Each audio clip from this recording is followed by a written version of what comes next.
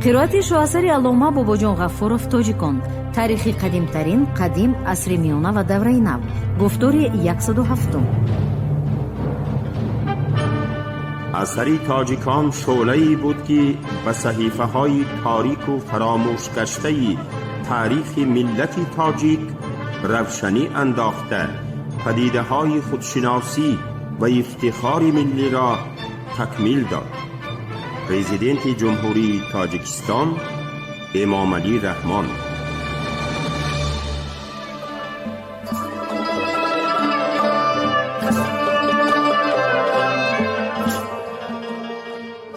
حیات تاجیکان در امارت بخارا و دولت خانی خوقند از میانه‌های عصر 18 تا میانه‌های عصر 19. حیات علمی و ادبی.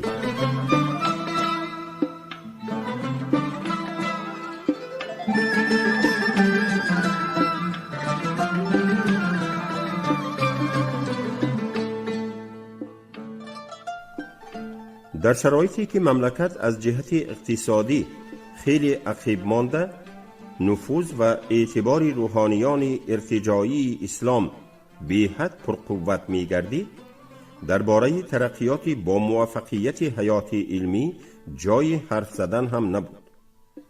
در این دوره نه فقط یگان قدر اثرهای مهم به وجود نآمدند، بلکه آموختن دستاوردهای علمی زمانهای گذشته نیز قریب تماماً به درجه نیستی رسید.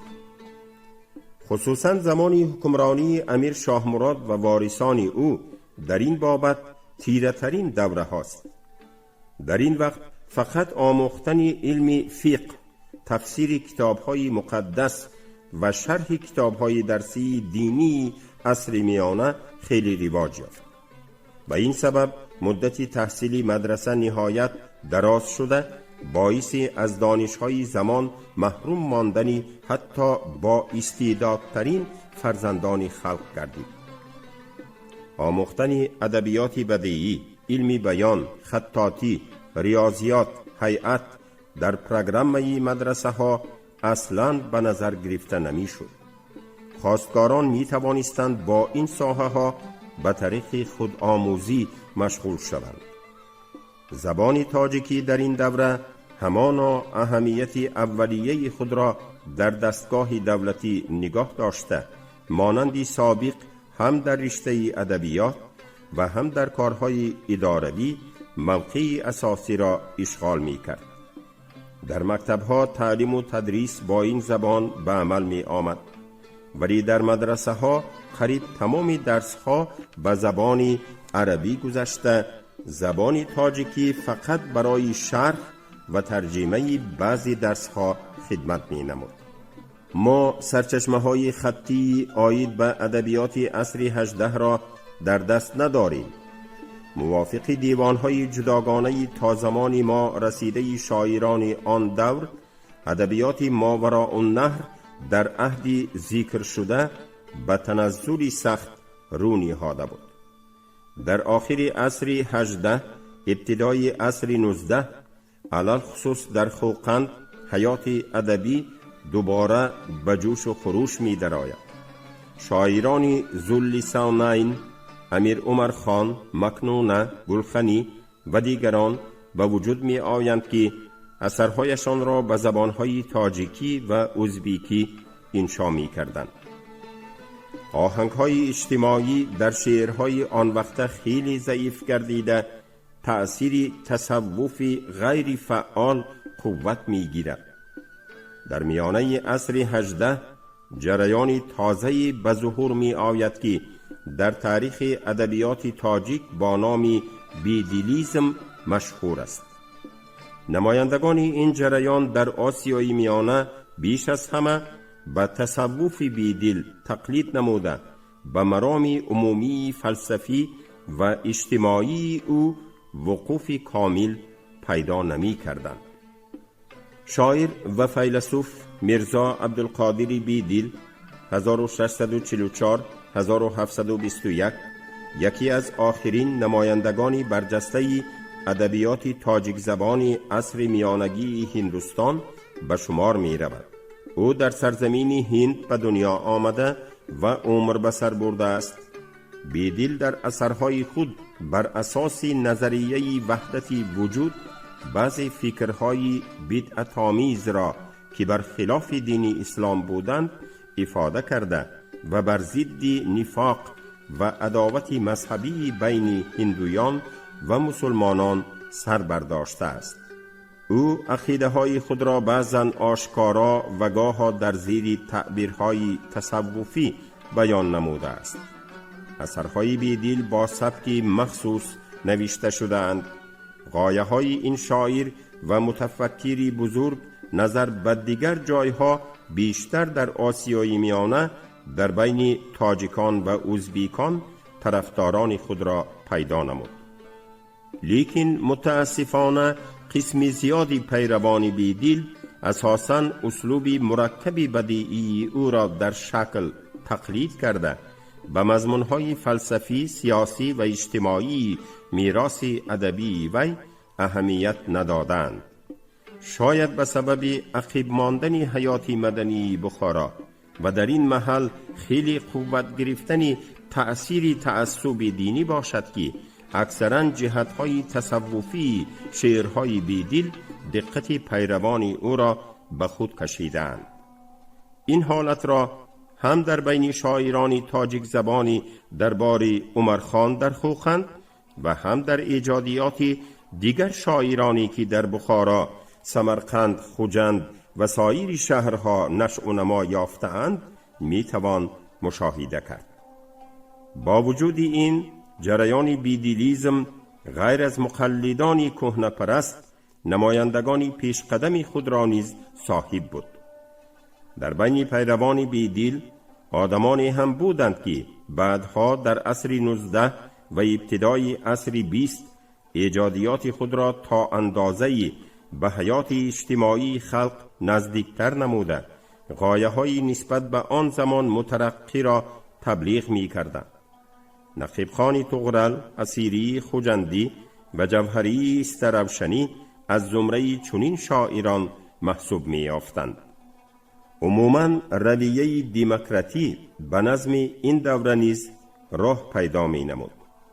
چنانچه میرزا محمد صادق منشیکی در ایجادیات او آهنگ‌های آزاد فکری و تنقید ظلم و استبداد حکمرانان احساس می شود، نماینده همین رویه می باشد. تمایل تنقید ساخت موجوده را در ایجادیات بعضی شاعران دیگری بخارا از قبیل ارسی حصاری، خجلت بخارایی، رحیم سمرقندی و غیره نیز می توان مشاهده نمود. در دایره ادبی خوقند مثل گلخنی، مجرم، کاشف، معدن، حاذق و مخمور شاعرانی بودند که با مرام ایجادیشان از دیگر معاصران خود تفاوت داشتند. شاعر دلشاد که مانند بسیار ادیبان آن زمان اثرهایش را به دو زبان تاجیکی و ازبیکی آفریده است، نسبت به جبر و ستم و بیدادگری های حاکمان فیادالی و ملازمان آنها حس نفرت و اعتراض بیان می نماید. در این دوره اثرهای عاید به تاریخ اساساً شکلی واقعه نگری را به خود گرفته بودند. لیکن در هر صورت یک عده سرچشمه های تاریخی هم به وجود آمدند که در مسئله آموختن حیات عصرهای 18-19 ارزش زیادی دارند. یکی از این گونه سرچشمه ها اثر محمد وفای کرمینگی، تحفه خانی یا خود تاریخی رحیم خانی است. این کتاب واقعه های در بین سالهای 1721 1757 روی داده را در بر می گیرد. دیگر از اثرهای مهم این دوره کتاب محمد یعقوب گلشن الملوک می باشد که در سالهای 30 عصر 19 نوشته شده، زمانی حکمرانی منقیدها را تا عهد امیر نصرالله توصیف می دهد. تاریخ خانهای خوقند در منتخب تواریخ نام اثری محمد حکیم خان که واقعه های از زمان حکمرانی ناربته تقریبا سال 1770 تا ایام سلطنت محمد علی خان را نقل می نماید شرح و بیان یافته است. اثری ملا عطار جهان نما که سال 1810 تألیف یافته بود اساساً به مناسبت بین امارت بخارا و دولت خانی خوقند بخشیده شده است. علاوه بر این دایر به تاریخ دولت خانی خوقند اثرهای دیگر از قبیل تاریخ شاهروخی ملا نیاز محمد و تاریخ مهاجران دلشاد نیز تألیف یافته‌اند. دایر به تاریخ امارت بخارا غیر از اثر احمد مخدوم دانش تاریخچه بخارا همچنین تاریخ ملا حموری آخر عصر 18 نیمه اول عصر 19 قابل قید می باشد.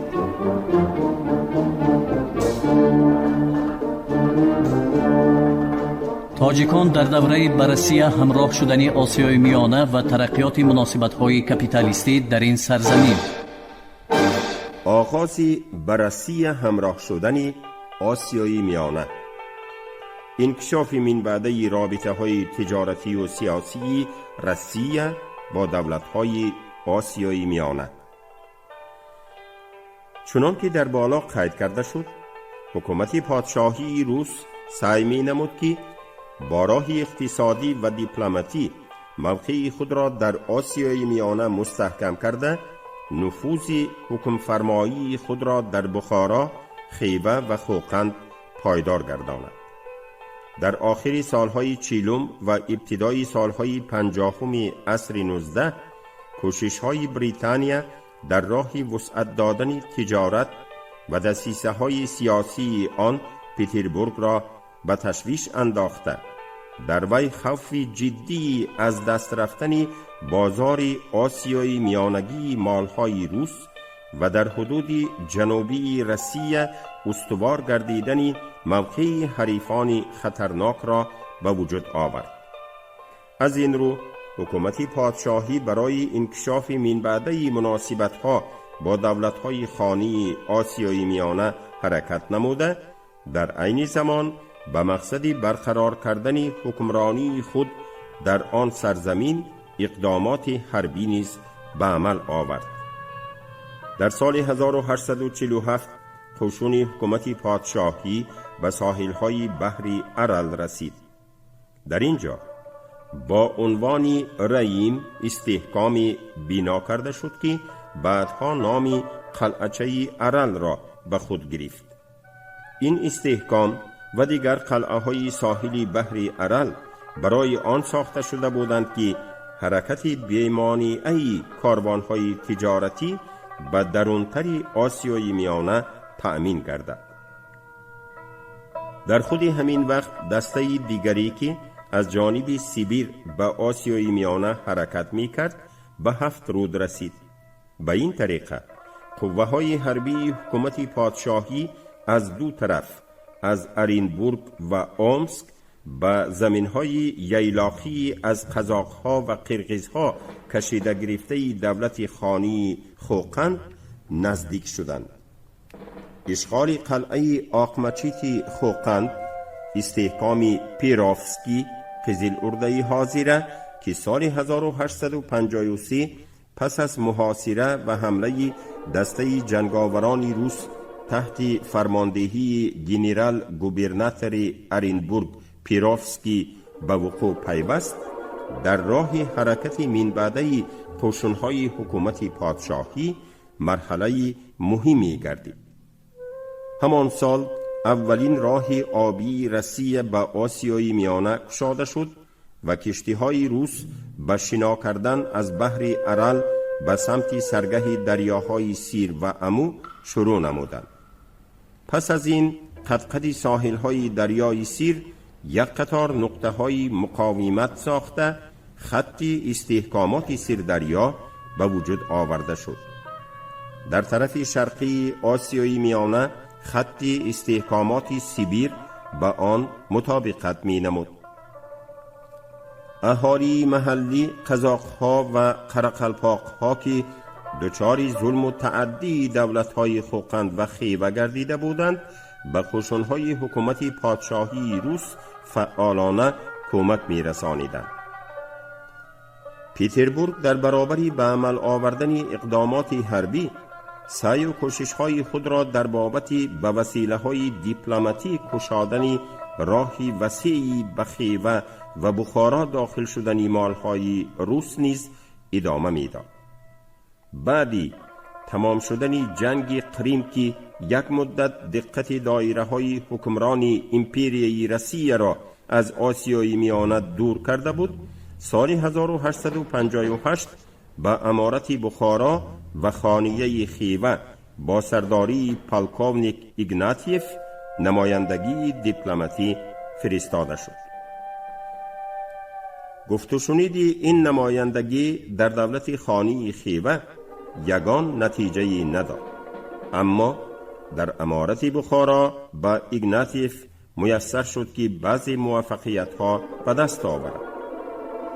امیر نصرالله که با خان خوقند جنگ می‌کرد، با امید پشتیبانی دیدن از دولت روس هیئت سفارت را به خوشی پذیرفت و برای سوداگران روس امتیازهای معینی وعده داد. لیکن عملی نمودن موافقتی حاصل شده نهایت درجه دشوار گردید. خود ایگناتیف هم فهمید که حکومت‌های خانی قبل از همه حکومت خیوه به معاهده‌های پیشینه اهمیت نمی‌دهد. در خیوه حتی متن قراردادی را که در نتیجه به دولت خانی تشریف آوردن نیکیفروف و دانیلیفسکی بسته شده بود یافتن نتوانستند. امپریای روسیه به خلاصه آمد که برای رسیدن به مقصدهای سیاسی و اقتصادی خود در آسیای میانه باید قوه‌های مسلح را به کار انداخت. این نیت از آن سبب هم قوت می گرفت که پس از جنگ قریم نسبت به دولت‌های ترقی کرده اروپایی ضعیفتر بودن روسیه پادشاهی عیان گردید و آسیای میانه همچون بازاری کم و بیش ضمانتدار مال‌های صناعتی روس در پیش نظر دایره‌های حکمران و صاحبکاران مملکت اهمیت مخصوصی پیدا نمود. وجه آخری با ترقیات سریع مناسبت‌های کپیتالیستی در روسیه نیمه دوم عصر 19 خصوصاً پس از بیکار کردن حقوق کریپسنایی خیلی سخت علاقمند بود. کارخانه‌های نوی صناعتی به وجود می آمدند. مهمترین ساحه صناعت بافندگی که با تأمین پخته وابسته بود با سرعت تمام وسعت می یافت.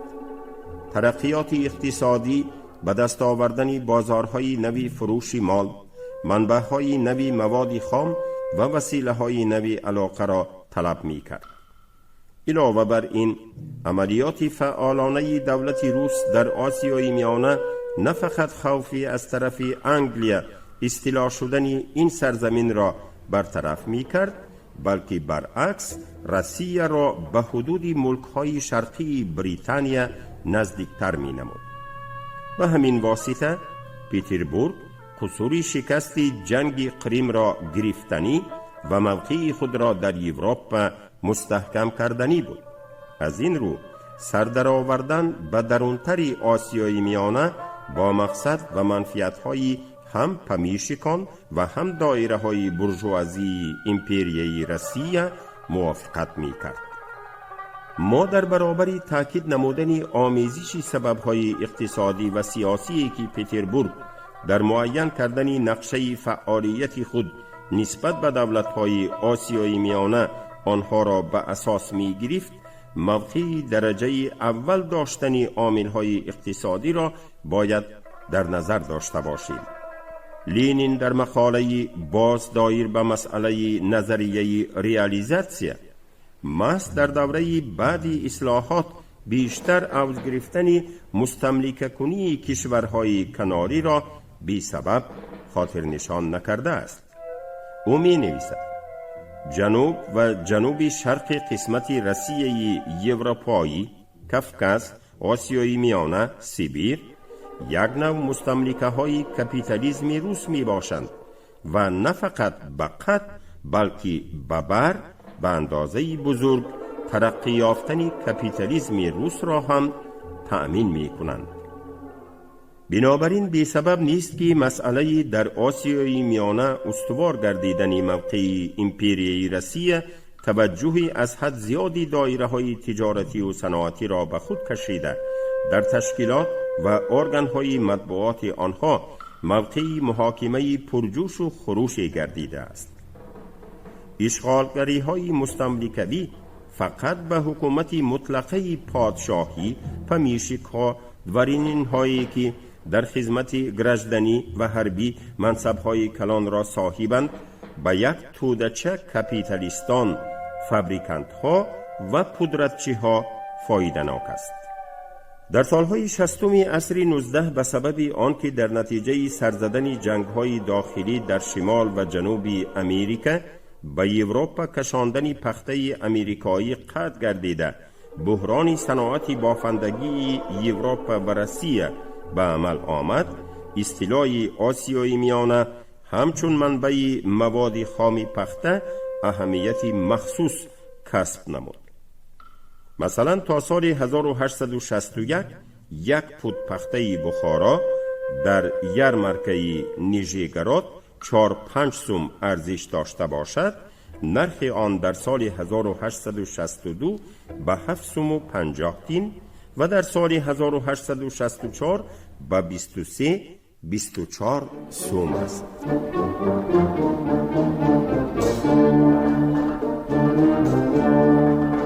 تاجیکان در دوره بررسی همراه شدن آسیای میانه و ترقیات مناسبت‌های کپیتالیستی در این سرزمین. هجوم قشون‌های پادشاهی به آسیای میانه.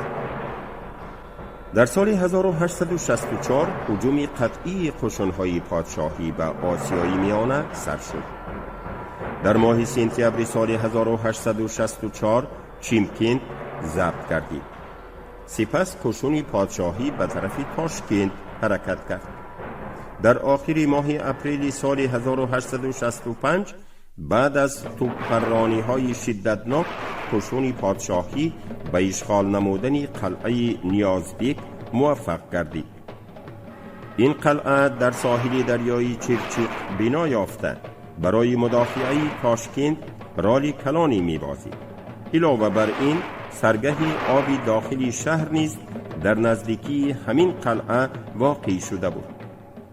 در نتیجه حمله سخت و جنگ‌های شدید کوچگی 15 ایون سال 1865 یکی از کلانترین شهرهای آسیای میانه سقوط کرد، ولی رسما بررسی همراه کردن تاشکند با ملاحظه های دیپلماتی تا تیر ماه سال 1866 موقف گذاشته شد. جنگ های داخلی خانیه خوقند و همچنین مناسبت های دشمنانه بین خوقند و بخارا با عملیات موفقیت آمیزی قشون های پادشاهی شرایطی مساعد فراهم آوردند. در برابر رقابت بخارا و خوقند که اکثر وقت باعث سرزدن زد و خوردهای مسلحانه بین آنها می گردید، امارت بخارا و خانیه خیوه نیز در دوام این سالها با هم مبارزه های تند و تیزی می بردند. این همه جنگ و نزاع‌های بین خودی دولت‌ها به وضع سیاسی و اقتصادیات آنها تأثیری هلاکتبار می رسانیدند. در میانه‌های سال 1865 امیر مظفر به وادی فرغانه لشکر کشید. قشون خوقند که در محاربه‌های شدید و طولانی با دسته‌های حکومتی پادشاهی خیلی ضعیف گردیده بود، به هجوم لشکری بخارا مقاومت کردن نتوانست. این بود که امیر مظفر خوقند را نسبتاً به آسانی ضبط نموده، حکمرانی سابق خوقند خدایارخان حریص و ظالمی از طرف خلق شورشگر رانده شده را دوباره به تخت خانی نشاند. امیر مظفر از این براری کار روح بلند گردیده به تاشکین هیئتی سفارت فرستاد و از حکومتداران روس طلب کرد که فوراً شهر را ترک نماید. در فاصله های مذاکرات دیپلماتی هرگاه زد و خورد قشون پادشاهی و سربازان امیر نیز به عمل می آمد.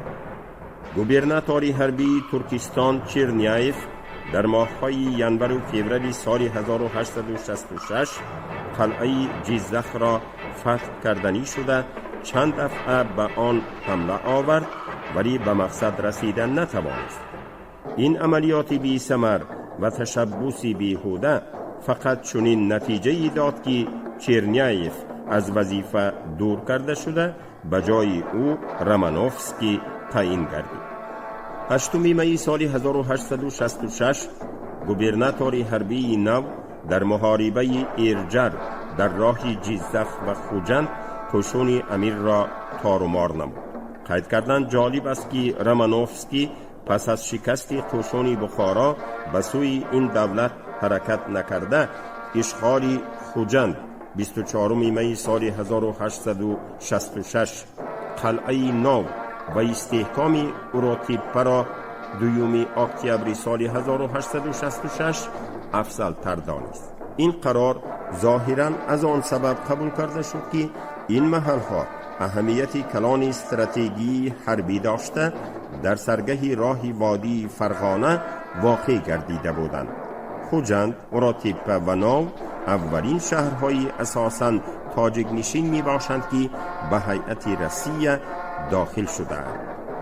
رامانوفسکی به این وسیله پهلوی چپ خود را مستحکم نموده تمام قوه‌های خود را به مقابل دشمن اساسی امیر مظفر روانه ساخت. امیر بخارا باشد به جنگ ضد قشون‌های منظم امپریای روسیه آمادگی درستی نداشت. ادیب معارف پروری تاجیک احمد دانش 1828 1897 تدارکات محاربه جیزخ را چنین به قلم آورده است: عسکری زیاده از عد و حصر بدین نسق جمع شده، بعضی به شوق بعضی به کرخ از هر طبقه مردم به نیت غزا می رفتند، بعضی 10 روزه بعضی 1 ماهه. جناب امیر نیز چون این جمعیت را ملاحظه نمود به خود جزم کرد که به همین یوروش تا پترزبورگ پایتخت امپراتور فتح خواهد شد. چون می دید که طول و عرض قشون قریب به 2 فرسخ می رود و نمی دانست که پراکنده لشکر نیاید به کار، 200 مرد جنگی بیش از 100,000. به سطوت و شکوهی تمام به هر نیم فرسخ راه نزول کرده 2 شب و 2 روز اقامت نموده، آوازی کوس و نای و نفیر به کره اسیر رسانیده فریدون و افراسیاب را از جمله حواشی حشم می شمرد.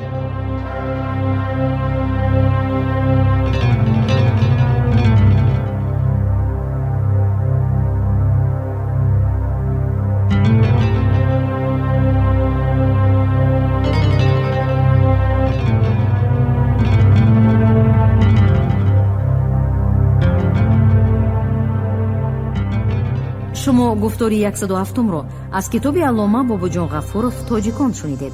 عبدالرشید خوجمخلوف خوند. کارگردان شیرعلی نفضلی.